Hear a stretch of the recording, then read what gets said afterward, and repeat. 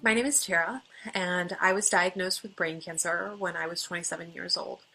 Prior to my diagnosis, tough conversations about death and dying were not on my radar. That topic was for older or more fragile groups of people that I just simply could not relate to. But that all changed when my doctor found a lesion in my right frontal lobe. From the moment I began filling out pre-surgery paperwork about advanced directives to receiving that life-changing call telling me I had a type of incurable cancer, I felt smacked in the face by an inevitable fact of life that is poorly spoken about or prepared for.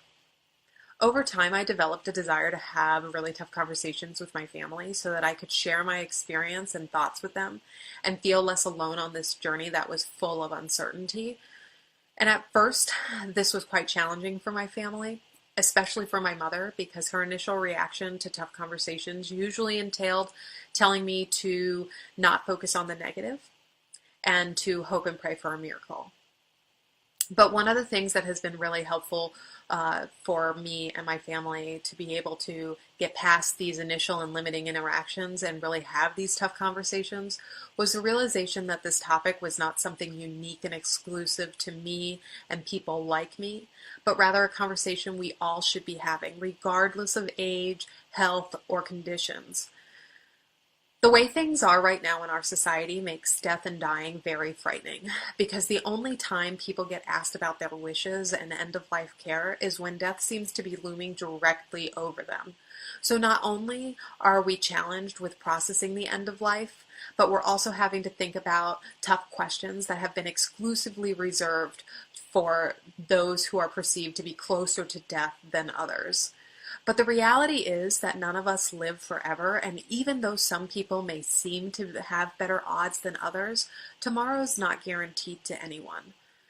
So with that realization, I began advocating for my entire family to have these conversations and revisit them regularly, like the batteries in our smoke detectors, so that when the time comes, we are each able to revisit these questions as familiar concepts, opposed to completely foreign and devastatingly unbelievable circumstances.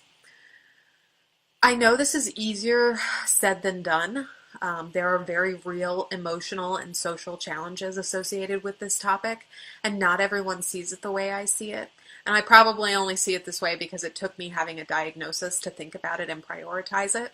But regardless, I've become so empowered by this idea that there are still things out there that I have a choice over, that if nothing else, I hope to leave you with an additional perspective to consider for your own circumstances. If you happen to be a relatively healthy person, statistics should provide you with confidence that you're not likely to be diagnosed with brain cancer or be hit by a bus on a random day. So without causing paranoia about death, I hope this message can begin to open a door for each of you to have those tough conversations about your future wishes regarding being comforted, supported, treated, and remembered when the time arises. And for those of you in similar health situations like mine, where the clock seems to be ticking louder than ever before, you are not giving up hope by talking about this. You're simply ensuring that your wishes regarding the eventually inevitable circumstance that everyone will face are communicated and respected. I've found great strength in focusing on how I perceive what I cannot change, and I hope that you can find strength in that as well.